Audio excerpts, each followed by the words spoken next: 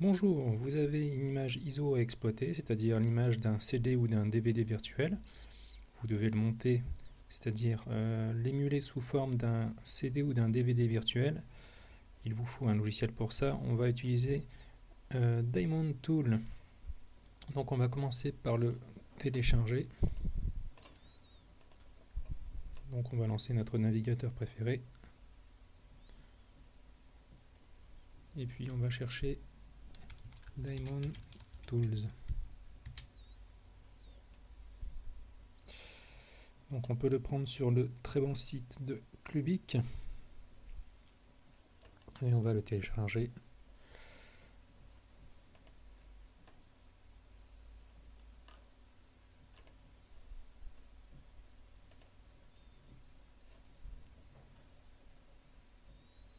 Voilà, ça va relativement vite.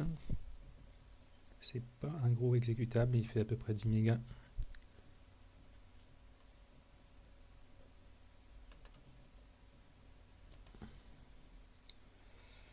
Ok, on va l'installer.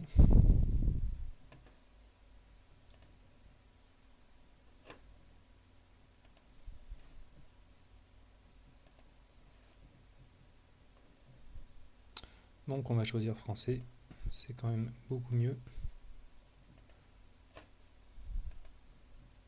En arrière-plan, on va fermer Firefox. On va accepter la licence. Et on va prendre un format gratuit, forcément. On va éviter tout ce qui est intégration à Internet Explorer, la barre d'outils qu'on n'a pas demandé, la page d'accueil, le moteur de recherche, et puis on va juste garder le raccourci dans le menu démarrer. Et on va faire suivant. On va garder le chemin par défaut pour l'installation.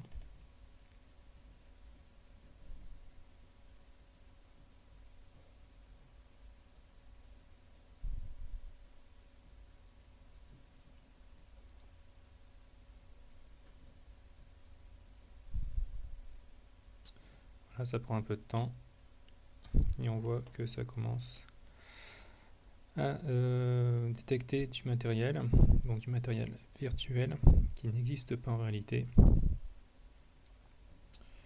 Et puis on va décocher l'envoi des statistiques, enfin, ça, après c'est libre à chacun. Et on va lancer l'outil.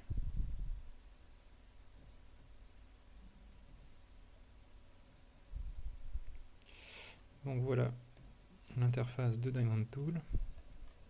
Donc si jamais on veut la fermer et la retrouver par la suite, on retrouve une petite icône en bas à droite, ici. Et donc sachant qu'à la base, on voulait charger une image ISO.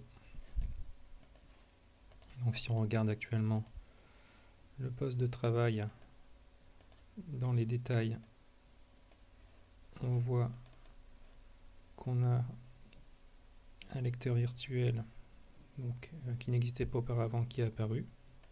Là, dans l'état actuel des choses, si on essaie d'y accéder, rien n'est chargé. Donc on va faire un clic droit sur Diamond Tool.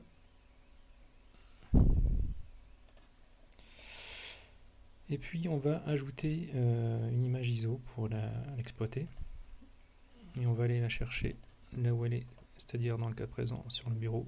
Voilà, ici on retrouve l'image ISO que je cherche à exploiter. Et puis une fois qu'elle a été ajoutée au catalogue, on peut la monter. Voilà, et c'est immédiat. L'image ISO que j'avais sur le bureau est apparue au niveau de mon poste de travail. On voit que maintenant, au niveau du lecteur E, donc au niveau du lecteur virtuel, j'ai bien un CD ou un DVD qui a été monté, donc qui a été chargé en mémoire. Et puis on voit ici dans l'interface de Diamond Tool la lettre qui est affectée à ce lecteur, donc c'est la lettre E.